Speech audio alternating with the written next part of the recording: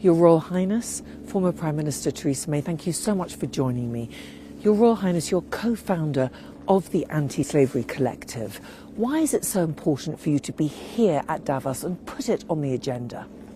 Well, I think we came last year for the first time and I realised that there wasn't really anything happening on the agenda, and so it kind of took us a year to really work with WEF and make it a priority again. And working with the Global Commission and former Prime Minister Theresa May and Hewlett-Packard Enterprise has really been key in getting business and government and private sector really involved in getting it back on the agenda and making sure that WEF is the most important moment in the year when all of those people come together. And so getting modern slavery at the top of people's mindsets and getting them out there, raising awareness and talking about it is so important. It's such a great moment. And of course, you're chair of the Global Commission on Modern Slavery and on the board.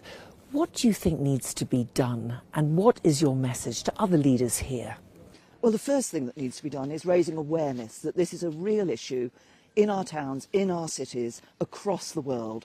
And it's important that we get that message across. And that's why I think the work that both the Anti-Slavery Collective and the Global Commission are doing and will be doing is so important. But what the Global Commission wants is to restore political momentum to this issue. And that's why being here with where global leaders are, but also leaders of business, because business can be transformative.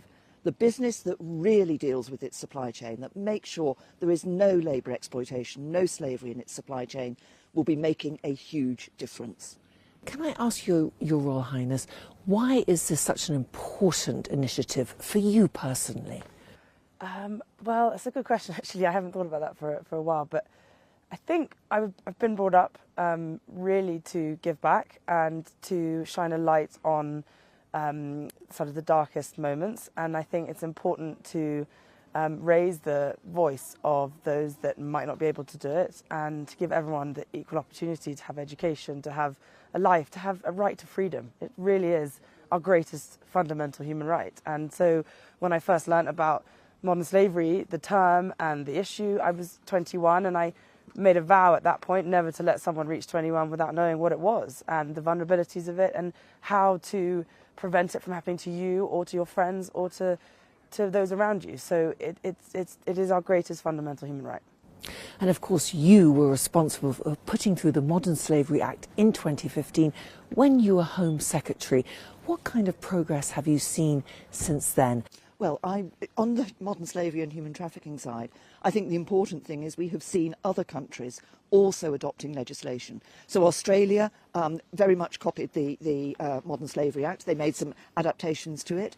But other countries too. We now see the European Commission looking at work, introducing a directive on due diligence for companies on human rights. We are seeing progress around the world. What the Global Commission wants to do is, first of all, say what is working. How can we advise governments around the world on what the best approach is going to be, both for them and the work that they need to do, but also for businesses operating in their countries.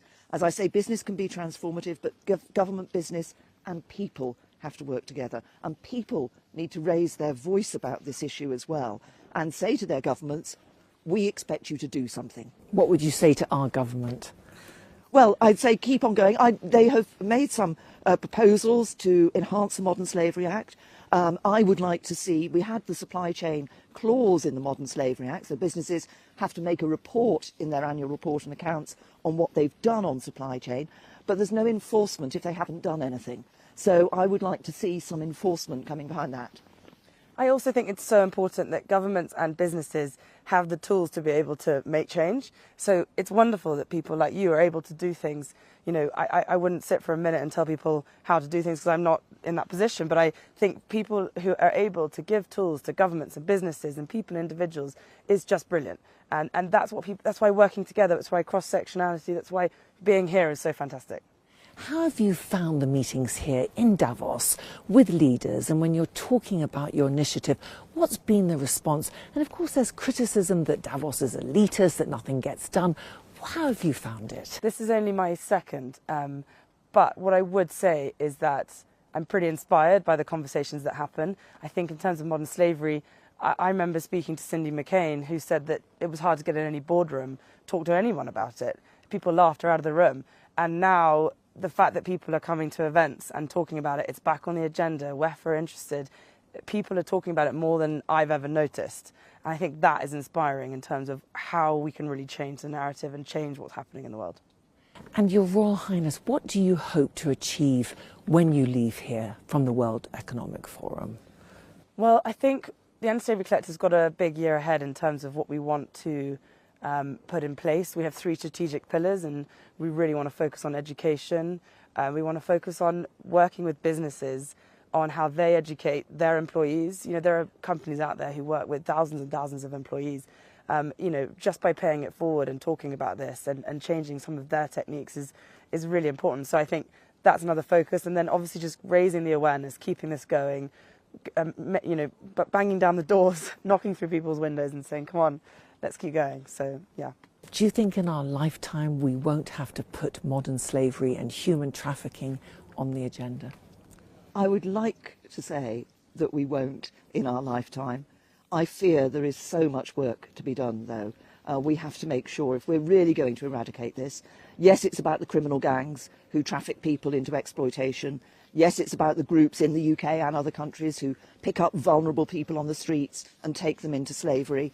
But it's also about individuals who sometimes will actually be having somebody working for them in what is effectively labour exploitation and slavery. So there's a huge area to encompass. But I think what we're doing here, what the Anti-Slavery Collective is doing, particularly on education, what the Global Commission is doing in raising the awareness at government levels on this issue, will all contribute to ensuring that we will bring down the numbers of people in slavery and trafficking, and there will be a point where we will eradicate it.